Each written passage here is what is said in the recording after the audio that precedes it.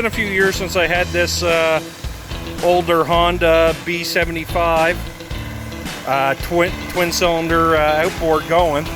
I tried earlier in the spring to get it running good, but I could never get it to quite idle, so I cleaned out the fuel pump, made sure the baffle in there was really good and pliable, because it's just a rubber, like a rubber gasket material, and it seemed to be pumping all right when I gave up. And I cleaned the carb out best I could without an ultrasonic cleaner, just air and carb cleaner. But I did come across, and I didn't know what the factory settings were for the actual jet, the main jet thing. That little screw right there that the head's facing you. I turned it out, turned it all the way in, then I turned it out 1 7/8 turns.